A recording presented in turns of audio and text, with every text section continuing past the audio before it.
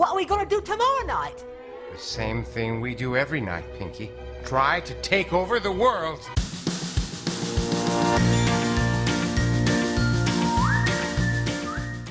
Hi there, and welcome to Baseball by Design. I am SportsLogos.net minor league baseball correspondent Paul Caputo, broadcasting live, as always, from the Sunday Helmet Hall of Fame in my basement in Fort Collins, Colorado.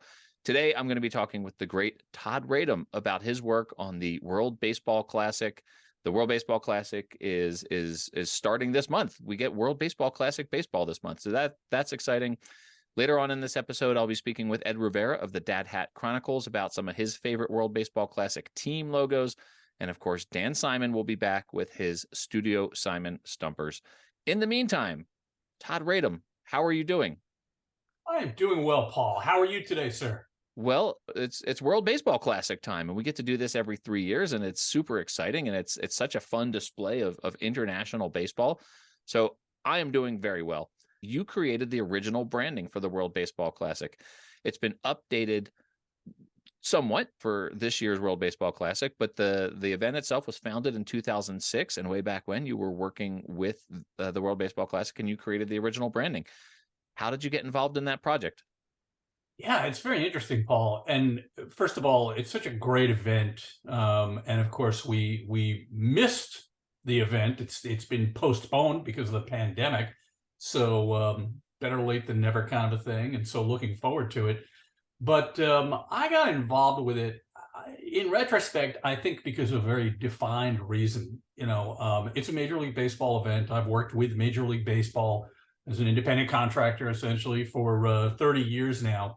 But back in the late 1990s, I traveled to Cuba with a couple of authors of a book about which was essentially the definitive pictorial history of the history of Cuban baseball. So I went down to Cuba with a permit from the United States Treasury Department to do this research and to meet with Cuban officials and Cuban baseball officials. And it was a really formative experience. But my contacts at MLB, if I'm recalling this correctly, remembered that. So I had somewhat of an interest and some knowledge in baseball beyond our borders, let's put it that way. And of course, any baseball fan, I think, is cognizant of the fact that the sport is huge in Korea and huge in Asia, in Japan rather, and in South America and in places like Puerto Rico, which is part of the United States, of course, and Mexico and blah blah blah. But the opportunity to work on this, to be involved at the very outset of this thing, was really kind of right in my wheelhouse. I always jump right into these conversations without really introducing you the way that I should introduce you, because to me, there are sort of a select few people up here who are sports graphic design royalty, and you very much are sports graphic design royalty. Regular, let's see, what I always try to pick out different things every time that we use to introduce you, but you're a regular guest on Buster Olney's Baseball Tonight podcast with your trivia questions, which I love. You are the author of a couple of books, which I always have, and I like to show off to the audio podcast audience here on screen. But all right, very nice, Paul. Well done. Fabric of the Game with our mutual friend Chris Creamer, and of course Winning Ugly, which has amazing baseball uniforms that were not necessarily intended to be long-lived classics in the world of baseball uniforms and branding. So you've worked on Super Bowl logos, you've created logos for every major sport, the big three, basketball league. So I want to make sure that we actually introduce you with the credentials that you deserve before we delve much further into the story of the World Baseball Classic. Baseball royalty, the great Todd Radom. So thank you for being here, Todd. So now we can continue. I appreciate all of that, Paul. And sometimes I'm asked to describe what I do, and it can turn into a very long paragraph, but you covered a good part of it, so I appreciate it. You're very welcome. Okay, the World Baseball Classic.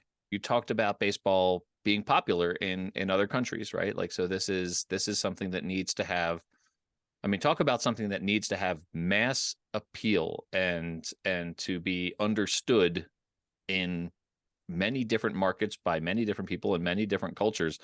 As a designer, how do you approach something that has such a wide target audience? Yeah, I mean, let's face it, when we talk about if we're looking at a brand for a particular baseball franchise here in the United States, you really want to hit a very local target, something that is quite defined, if possible. And of course, it needs to live within this larger culture, but WBC really needed to go well beyond that, because the graphic sensibilities and marketing sensibilities that we have here in America, even though we export our popular culture so well to the rest of the world, might not go over well in a particular place. So the look of WBC needed to have, as you stated, very broad appeal. And it was really the way it evolved. It evolved into something that was sort of, so much of our baseball iconography, I like to say, is rooted in antiquity and heraldry and ribbons and detail and things. And it's part of the cool thing that makes baseball look like baseball. But this was going to be really a very, very different beast. Necessarily, it needed to be modular at a time before, mobile technology was even a thing. And it needed to, again, have this mass universal appeal. And therefore, it became kind of a modern logo. Believe me, I thought quite a bit about classic corporate logos of the 60s and 70s. These, at that time, which were one-color marks. Think about what Chase Bank looked like, or some of the airline logos, things that go beyond sports. And the colors really were, quite punchy and not traditional. But it's interesting, Paul, I don't know that you and I have ever talked about this, but the name of the event was never necessarily set as World Baseball Classic. It went through a number of iterations at the very outset. I remember my first meeting about what ultimately became WBC. That took place during the All-Star game in Houston in 2004. So it took a little bit to get the thing right.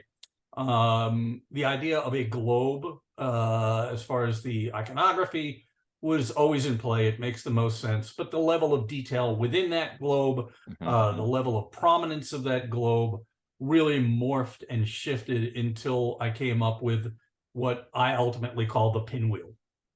The pinwheel. Well, so let's talk about the specifics of this here.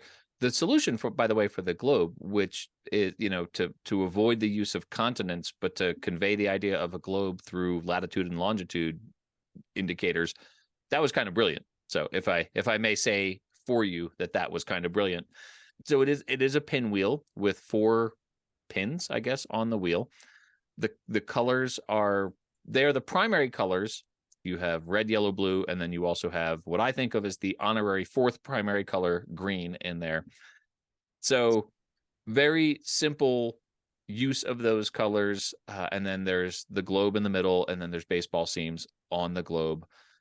What was did the individual colors have significance, or was it the way those colors worked together as being sort of the building blocks of all of color theory? What was the thinking behind the use of those colors? I think the idea was bright, punchy colors that were sort of universally happy. Not, red, for instance, as in certain cultures is kind of not a great signifier. So you didn't want to go too heavy into that. But, we needed a dark, which is navy blue, was navy blue, and some punchy colors that really embodied the optimism of what this event was all about. It's interesting. You talk about the idea of depicting land masses. At one point, very early on, I did have those within more of a traditional globe, but everybody knew, if I'm recalling this correctly, that there are political sensitivities to that. What is the center of the earth? If you depict North America, as the center of the earth, well, it doesn't send a great message, because I think part of the dynamics of World Baseball Classic involved the fact that Major League Baseball controlled the event, with the cooperation of various confederations, baseball confederations around the world. But at its heart, it's as much about baseball in Japan or Nicaragua or Cuba or the Netherlands as it is about US or Canadian baseball. So that got out of there, I would say, after a couple of rounds, after the thing got some traction. But the colors really, it's interesting, Paul. Again, as I said before, the first WBC took place in 2006. And when you think about the introduction of the iPhone and the explosion of mobile technology, which we really take for granted now, that didn't take place until shortly after that. So these clean, bright, LED friendly colors were, I don't necessarily think they were a happy accident, but they served the look of the event well as it grew into itself. Well, so the look has remained pretty consistent with minor updates over the years. Obviously, probably the simplest version of the logo is the 2006 version of it when it was first introduced, and then obviously with every update, it's gotten maybe a little bit more complicated. How involved have you been with the changes over the years? I know that this year you were not involved in the changes that they made, but were you involved through 2017, which was, I guess, the last one before this year? Oh yeah. I mean, this has been a very immersive project for me since day one, since 2004. Over the years, I have designed these theme logos, which illustrations essentially, which depict the host cities, and these are applied to in-stadium graphics, to merchandise and licensing stuff. I have designed the tickets for the event when it still had paper tickets. I was very much in on the trophy, the look of the trophy, which Tiffany did. Right up until today, as a matter of fact, I'm responsible for working with Major League Baseball to harvest up the uniform designs, not necessarily designing the uniforms, although I have designed a number of the uniforms and caps for the individual confederations over the years, but just in codifying those and making those available via an online password protected style guide. So, I mean, I'm working on that today. So WBC has been this part of my life very happily for all these years. And I say this quite often, Paul, and I think we've talked about it with respect to a couple of specific projects along the way. Being part of something from the ground up is a very special thing. And to see an event like this get off the ground and eventually grow and prosper, especially in this truly global sense, is very gratifying and cool to see. And it's such a fun event. And to see countries that you never could have imagined doing well when this thing launched. Israel now playing in the main tournament, an expanded tournament. The Netherlands, I've got friends of mine who are Dutch people, live in the Netherlands. I've known them for years. Their sons played club baseball there. They're huge baseball fans. They love it.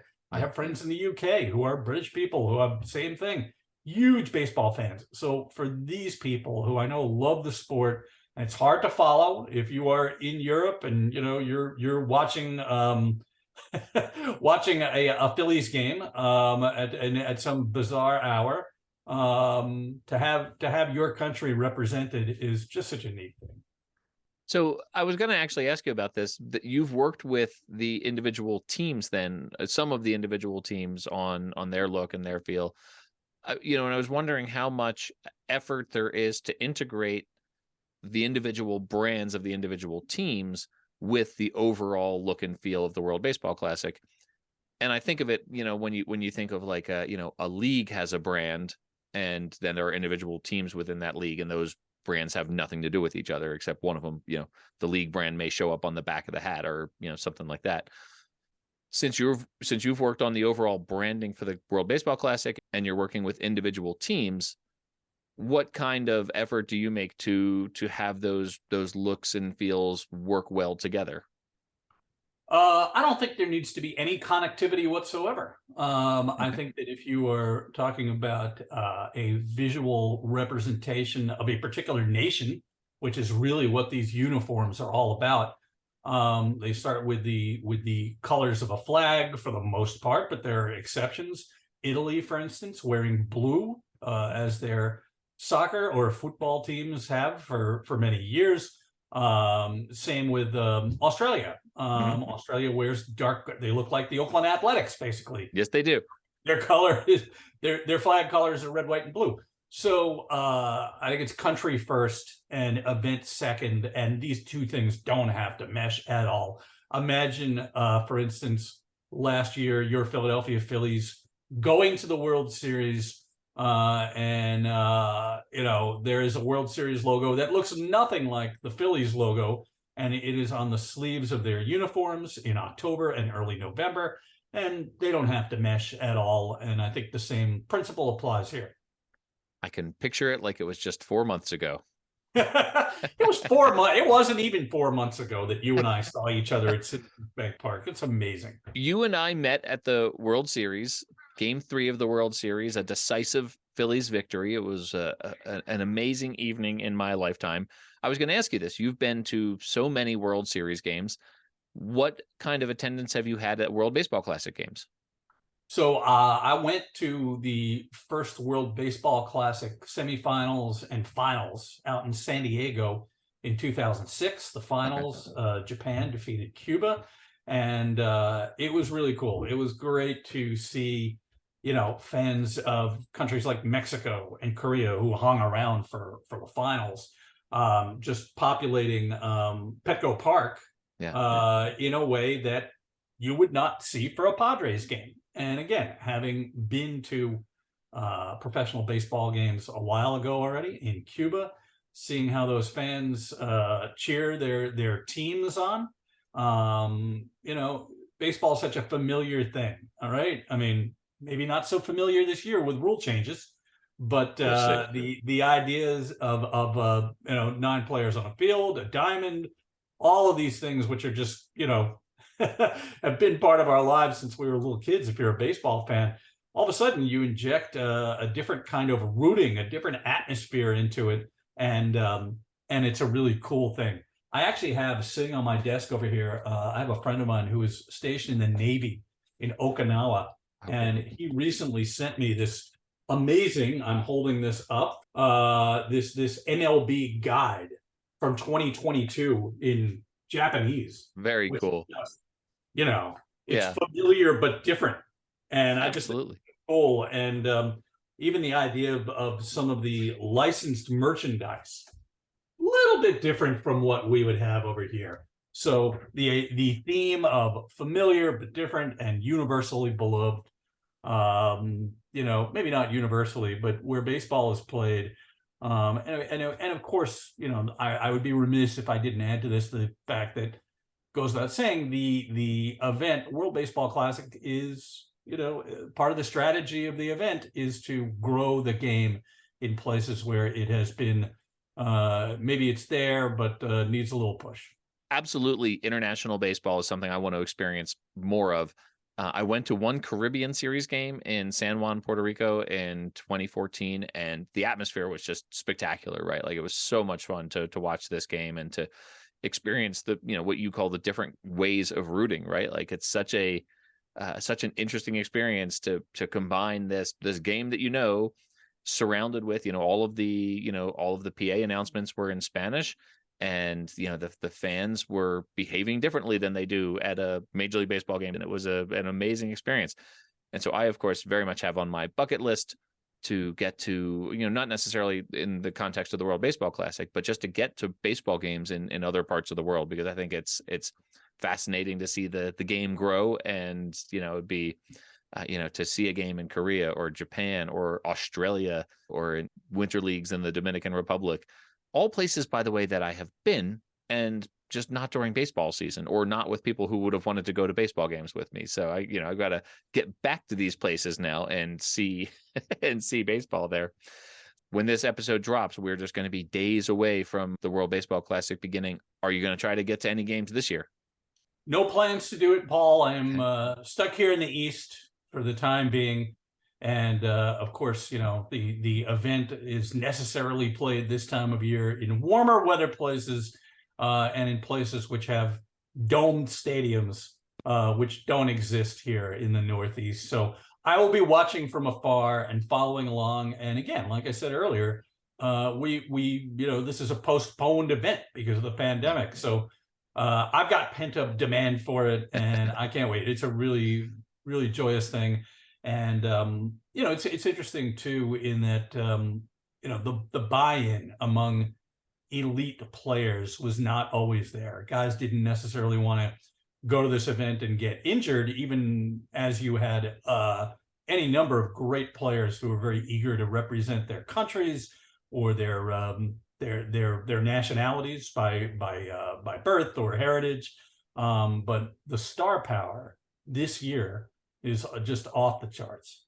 I know sometimes you work on projects and you're sworn to secrecy, and there are things that we have talked about offline that we have not been able to talk about on the podcast. Are you allowed to talk about which teams you've worked for, in crafting their identities for the World Baseball Classic?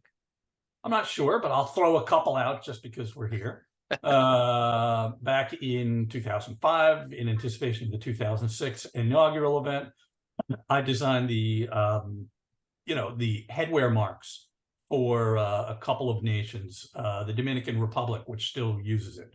I'm thinking of some other, Puerto Rico, right? Still use it. The lettering for Puerto Rico. The uniforms have changed quite a bit. They're going to be really Puerto Rico's uniforms this year, especially their third uniform, which I believe has been released, is really quite something. It's pretty amazing. But they've changed over the years. You do have confederations such as Japan, which really have a very tight design done, I believe, in conjunction with Mizuno over there. Some are Nike teams, but yeah, those would be a couple that I worked with right at the outset, which are still hanging in there. Todd, this is just one of my absolute favorite things, is to get to nerd out with you on graphic design things. This World Baseball Classic logo is such a it is a classic, if I can say that. The World Baseball Classic logo is a classic, has withstood the test of time with minor updates over the years. And so it's obviously great to talk to you about this high level work that you have done. Thank you so much. As always, this is such a blast. I do have marked, by the way, on my spreadsheet for future episodes. We talked about this when you were on the episode 58, when we were talking about ligatures, and we said, hey, we are going to talk about the apostrophes in episode 107. So I have marked for some time as we approach 2024, we've got the apostrophe episode, and we're going to finally reveal how come the Baltimore Orioles apostrophe is upside down and backwards. In the meantime, thank you for joining me. People can find you. It's just Todd Radom everything. It's at Todd Radom on all the socials, and it's toddradom.com. So that is brand synergy from a brand master right there. So Todd, thanks so much for joining me. Good talking to you, Paul. I appreciate it. Thank you. Episode 107, apostrophes. Stay tuned.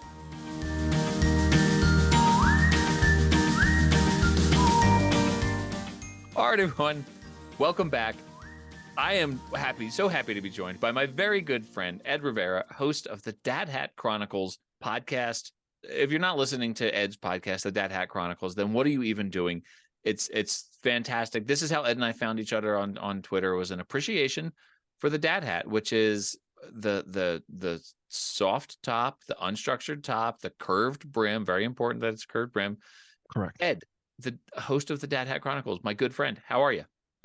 Paul, I am doing absolutely wonderful. I took some time off last week, and I feel all re-energized and ready to go. So, and in what better way than to kick off my getting back into it than this episode with you? You and I are here because you are an aficionado. You're an appreciator of baseball logos. You're an appreciator of international baseball. We both have some bucket list items about getting out there and seeing some international baseball our own selves, whether it's in the World Baseball Classic or otherwise. We'll try to find a way to make that happen. We will call Anna DiTomaso of the Baseball Bucket List podcast and make sure that we get our bucket list items on our own bucket list and then start checking them off. Got to check them off. Absolutely. What's your experience? What international baseball have you seen? Where have you seen some international baseball? Well, I've actually seen a World Baseball Classic. Whoa. Yeah, my wife at the time was, Darla, she was my girlfriend at the time, but we flew to Puerto Rico to watch a World Baseball Classic game. It was Puerto Rico versus Spain. Nice. And let me tell you, it was electric. It was the most lively game I've ever been to in my life. Okay. Nice. Was that in San Juan? San Juan at the Irán Bithorn Stadium. Which, by the way, for those who you don't know, Irán Bithorn was actually the very first Puerto Rican baseball player in the major leagues. Very cool. That's good information right there. It's good to know that about the origins of that ballpark. I saw a game there my own self. It was a Caribbean Series game. Very cool. Great atmosphere. Amazing way to watch a game. This highlights the fact that you are of Puerto Rican descent. Correct. And so I'm sure that was a particularly meaningful experience for you to get to see some baseball in San Juan, Puerto Rico. Absolutely. And it was amazing. It was anything you can ask for. International baseball is all so much fun. All right. But anyhow, we are here to talk about some brands. You in the course of doing this podcast have developed an appreciation for baseball branding, and I'm sitting here looking at, just a small fraction of your wall behind you here with your amazing cap collection. So do you have any World Baseball caps in your collection? I have one. Okay. And sad to say, it is not a dad hat. It is a structured 5950 Puerto Rico World Baseball Classic from the previous World Baseball Classic, not from this one. They are not yet being sold. You can find the fitted ones on neweracap.com, and that's about it. And they're, for like these money bags like Pat Larson and all the kids these days who are wearing the structured hats, the flat brim, the structured tops, that you can go spend $70 on a baseball cap. Jesus. I'll wait till the dad hats come out and buy mine for $25. So bingo. Exactly. I'm good. Let's wait. However, though, that's not what we're talking about right now. What we are talking about is these brands from these nations that are representing their own populations in the World Baseball Classic. We're each going to select our top 3 favorite logos, our favorite brands that are representing these different nations. We'll ping pong back and forth. You're my guest. I'm going to let you go first. I already spoke with Todd Radom about the overall branding for this World Baseball Classic. So now we're going to talk about some individual teams in our non-expert opinions, just the ones that sort of popped out to us, and we can talk a little bit about why we liked each of these. And so, Ed, what is your number 1 pick of favorite World Baseball Classic brands? All right. So I went to neweracap.com. Okay. Yeah. And this is where we've seen all of the caps for all of the teams. We're talking about the 25 teams that made it to the actual World Baseball Classic, and then the qualifying rounds. Okay. So you had teams like Spain, New Zealand, Argentina, Brazil, and all of these other teams, right? But my number 1 pick is going to be from one of those teams in the prelims, right? The pre-qualification. It is New Zealand. Awesome. New Zealand has a beautiful, beautiful logo, beautiful hat, black hat, which is very, on brand for New Zealand, right? For all their sports, right? The all black with the N and the Z, right? And the Maori, like we were talking about offline, this New Zealand logo, it is absolutely one of my favorites. Certainly. Yeah, absolutely. It evokes the style of the Maori people who are indigenous to New Zealand, and so such a cool brand, such a good off the board pick, right? There's so many great brands here. Good job by you finding New Zealand there on the New Era website. We could have gone with the 25 that made it, right? But I wanted to just throw a curveball at you and just go with that one first because it's a beautiful hat. Because there's so many good ones, right? There's so many good ones that it's not about how good they are at baseball. It's about the brand itself. I am going to go with a team that is a a regular in the tournament itself. Usually doesn't have any trouble making the tournament. The Team Mexico. Yeah.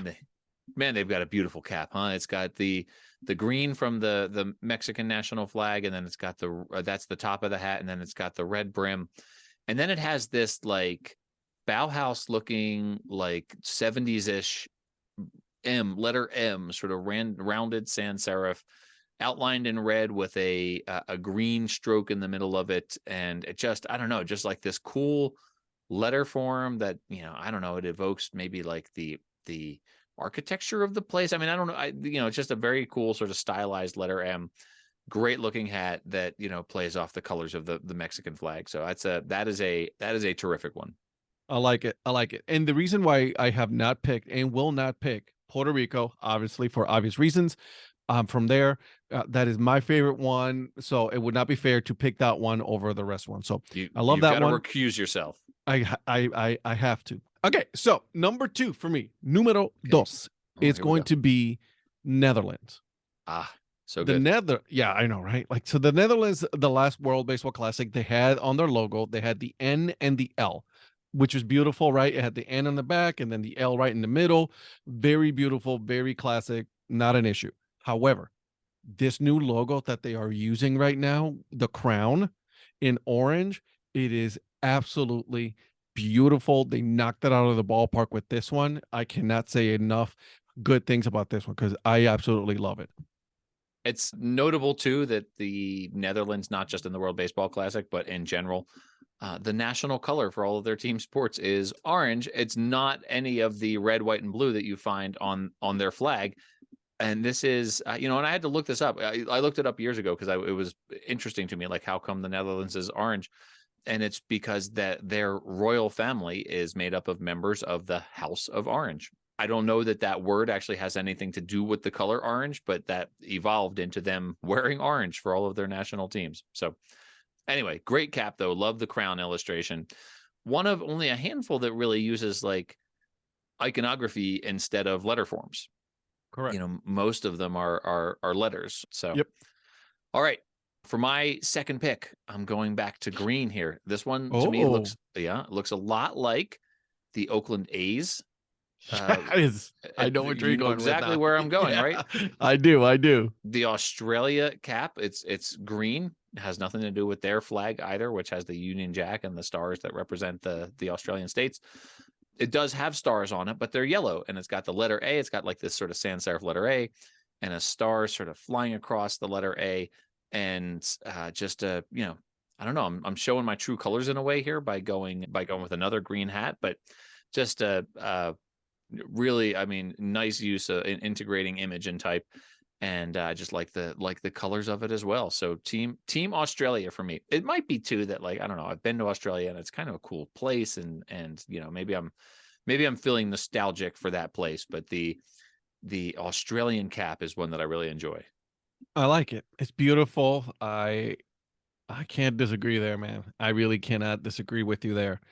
Okay, so numero tres for me is going to be another team from that did not make the top 25, and that team is going to be España, Spain. Look at you. That is a great one. That is a great one, dude. Yes. I love this one. I love the fact that they use their actual national colors, which is pretty cool. But they use the letter E, lowercase e, right, for España. Absolutely. And it's just, I mean, I don't know what it is about it, but that E is just gorgeous, and it pops, right, because it's yellow, and it pops with the red cap. Yeah, I cannot say enough good things about this one as well. Beautiful. It is a great looking cap. I'm trying to think outside of the Hank Aaron era Atlanta Braves, how many teams have used lowercase letters on their caps? Yeah, you're right. So the España, E for España, and then the A for Atlanta in the Hank Aaron era Braves. I don't know. Call in if you know. The number's at the bottom of your screen. All lines are open. We are waiting. All right, number 3 for you, right? Hello? Number 3 for me. Guess what? I'm going with the same colorway that you chose. I am going with another red and yellow one. This is another one too that incorporates type and image together. This is the letter C in the form of a dragon. that I totally love. The Chinese cap that has the letter C with the head of the dragon at the top and the tail of the dragon at the bottom. The logo itself, I just really love. I mean, it's a very simple, stylized dragon in the shape of the letter C. Way to go, Team China! On this is a great looking cap, I think. So I agree. I 100% am with you there. Love that logo. Love the way that they used a dragon right on it, and yeah, that's a gorgeous one. Gorgeous one. So as with any draft, you're always going to have some honorable mentions here. So I know, correct. I know that they're, these are all ones that we liked here. So let's, just sort of rapid fire here, just like ping pong a couple back and forth. Why don't you go first? Let me know one that you liked. I am going to go with my first one that I'm going to choose is going to be France. Yeah. I like France, the simplicity of it, right? It is the F, but it is a beautiful looking F on that. So yeah, that is going to be honorable mention numero uno for me. All right. My first honorable mention, I really like how the Czech Republic made the C and the R into the shape of a home plate for baseball. That to me is a really fun one as well. So that was on my board as I was evaluating these logos for sure. Yeah, I was looking at that one as well. I was like, oh man, I'm gonna keep an eye on this one. I'm gonna keep it on the list just in case. Yeah. One of the ones that I wanted wasn't not gonna make on my draft, but I'm glad that the ones I chose. But that one is a beautiful one. So 100% agree with you there. Another one that I chose is going to be Argentina. Ooh. Baby blue, with the white front, right? Like, I mean, that's not a lot of teams are using that, right? But that A in baby blue surrounded by yellow, it is beautiful, it is simple, it is classic, and I love it. That baby blue that they use, obviously, I mean, it comes from the Argentinian flag. You don't see that baby blue in flags very much. I think out there in like national flags, that sort of lighter, almost like Carolina blue. It's a beautiful color, and it is used a lot here in North Carolina. So that is for sure. More fun with flags here. Vexillology on Baseball by Design. Did you say fun with flag? Did we just go? I did say fun with flags. Yes. So, okay, another one that I like a lot. Just a classic interlocking letters, just really well executed. I really enjoy it quite a bit for the Dominican Republic. But if you flip it, obviously, because they don't call it the Dominican Republic, they call it Ed. I'm going to let you say it for me. República Dominicana. I love the RD, the interlocking RD on their cap right there. It's a beautiful one, and my uncle would be proud of me to say that is one of my favorites as well. He is Dominican, so love that one as well. Good for you for choosing that one. All right, you got one more, Ed. How about one more honorable mention here? One more for me is going to be Israel. Nice. I know, it's like, for Puerto Rico, we use our flag. For Canada, they use the leaf, right? And then for Israel, they use the Star of David, but it is clean. It is nice. It is a good looking hat. And I cannot say enough about that one either. Yep. And it also, like, the Star of David, you see it twice on the hat too, right? Because it's on the flag and it's also the main logo on the hat. But it's reversed, right? Like it's blue on white in the flag, and then it's white on blue on the cap. So it's correct. Cool, sort of cool visually there. So, you know what? I know that you recused yourself from allowing the Team Puerto Rico cap on your board, but I want to include it in my honorable mentions because I think that the P and the R, the sort of stylized P and the R there, I think really work well together, and it's a pretty iconic hat. And it's just hard to not appreciate the Puerto Rican flag, right? Like it's an iconic flag as well. So I'm going to include not just out of deference to you, but I'm going to include Team Puerto Rico in my honorable mentions there. I'm not going to cry. I'm not going to cry. Not going to cry. That's a cool cap, and I don't know, like, is it stolen valor to like wear the cap of a nation that is not a nation that you are from? Like I don't want it to be cultural appropriation for me to walk around in like a Team Mexico cap or a Puerto Rico cap, but it's I don't see any issue with it. I really don't. Like, I mean, I like all their hats. Like if I had an opportunity to get a lot of these hats, I will, because they're beautiful. Yeah. Like I said, if I have a chance, I am so going to buy that New Zealand hat. That is a gorgeous hat. Yep. It's a great hat. That's a great hat. Absolutely. That That was a strong pick by you for right off the bat there, as it were. Ed Rivera, this has been so much fun. I always love talking to you. I especially love it when I get to talk to you twice in the same evening about something. The possibility exists that if you are also feeling deja vu, it's because Ed and I had this conversation once already, and then this time we decided to press the record button. So that is some high level podcaster professionalism coming from me here. So we never said we were professionals. We just said we were podcasters. We do produce podcasts. No one could ever take that away from us. That's right. Ed Rivera, you can find him on Twitter and Instagram at the Dad Hat 216. You know, that brand synergy right there, that same handle on both Instagram and Twitter's. Great job by you. The podcast itself is the Dad Hat Chronicles. You can find it everywhere podcasts are sold. Ed, thank you so much. This has been a blast. As always, I look forward to having you come back on again. Let's not let it be, 2 years before we talk again, guys. I know. Jeez. We hardly ever talk. It's like Ever. It's like when my phone rings at 5 a.m, it's never Ed. It's never me Not giving at all. two damns about time zones. No, what time zone? Your time zone doesn't exist. It's true. So there you go. I never should have told you that the mountain time zone was fake. It's so I get what I get. So I wouldn't rather wake up to anything than you calling me at 5 a.m, Ed. So We say, hey, Paul, I got an idea. What do you think? Ed, thank you so much. This has been great. Well, we'll talk to you next time. Probably always, tomorrow at 5 a.m. There you go.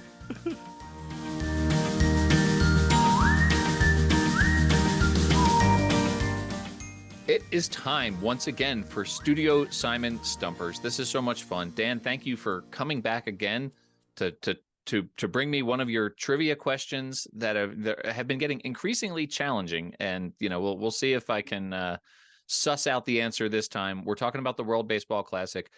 I've been chatting with our mutual friend Todd Radom. I've been chatting with Ed Rivera about the different teams' logos. So we're here to talk about the World Baseball Classic, and you are with us again with another of your Studio Simon Stumpers. Dan, hello. Thanks for being here.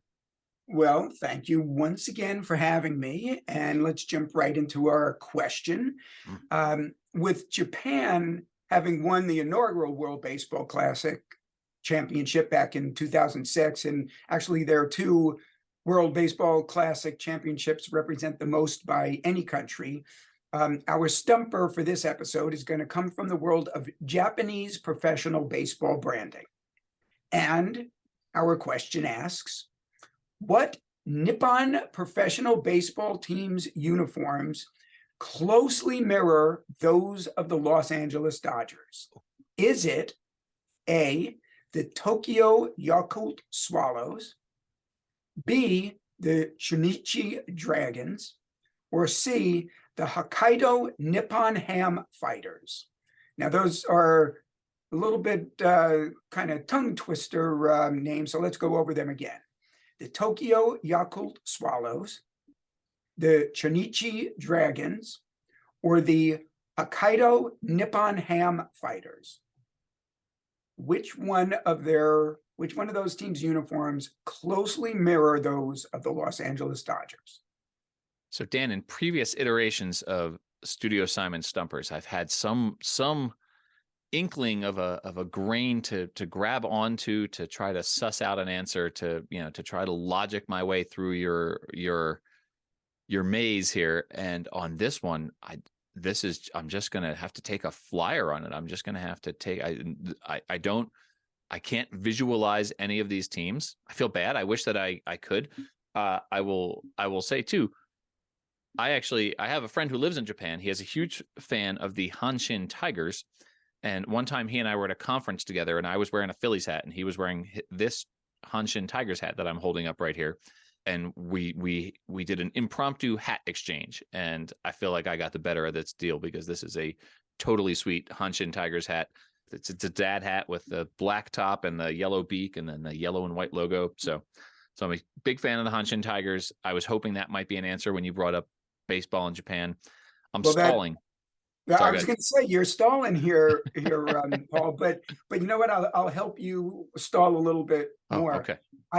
I own one Japanese baseball team cap, and coincidentally, it's one from the Hanshin Tigers. It was given to me, 30 years ago by my former boss, Scott Mednick, who is largely responsible for where I'm at today. So the fact that I would imagine both of us have one Japanese baseball cap, and they're both Hanshin Tiger caps. Okay. The Swallows, the Fighters, and I've actually forgotten the third one. The Chunichi Dragons. Dragons. All right, this is I'm not basing this on anything except for a wild guess. I'm going to go Dragons. Ha! Normally, you have great deductive reasoning, and it's worked well for you. This one was just a wild throw at the dartboard with your eyes closed and thrown over your shoulder, turned backwards, and you hit the bullseye. Yes. Now, I Pure was luck. thinking that this question might be a layup for you to borrow a metaphor from another sport. Yeah.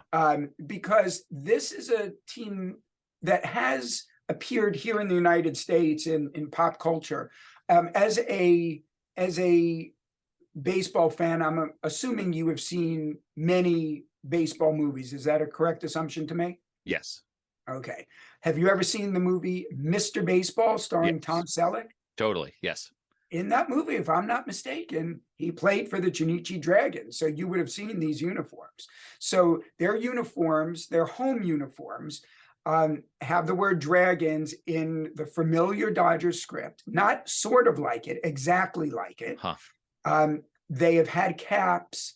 I couldn't tell you exactly what, this year's or this coming year's official caps for them, what logos have been on them, but they've had an interlocking they have had or still have an interlocking CD for Chunichi Dragons. That's just like the interlocking LA, kind of a simple square serif letter forms. And they've also had the script D. A matter of fact, they had that script D, the Dodgers wore, again, if I'm not mistaken, as a spring training cap, either just last year or at least recently, and might still wear it as their spring training cap. But before they ever wore it, the Chunichi Dragons had that script D on a cap. So the thing I don't know, even though I am the one who brought you this week's Stumper, I don't know if that's done with permission of the Dodgers or whether it was done better to beg for forgiveness than ask for permission. But that's a question for somebody with the Dodgers. And being that I used to work for the Dodgers, I now that I'm thinking about it, I'm going to have to reach out to one of my former coworkers and see if anyone there knows. I'm sure somebody does know. So I am going to my friend Masa in Japan is always sending me pictures of the ice cream helmets that he gets there, or helmets with other awesome food in it. And so now I'm going to tell people that this helmet that I got in Oklahoma City is actually a Japanese baseball Dragons helmet, I think, because that's if that script D is one that they use with the Dragons, then I'm going to tell them that. Dan, once again, I appreciate you being here, proving why this is America's third favorite podcast segment. And this one pure stroke of luck, but I'm glad to have gotten it. Keep the streak alive. Dan, thank you for being here. We'll see you next time. You're welcome. I'm looking forward to the next one, and hopefully you can hit another one out of the park.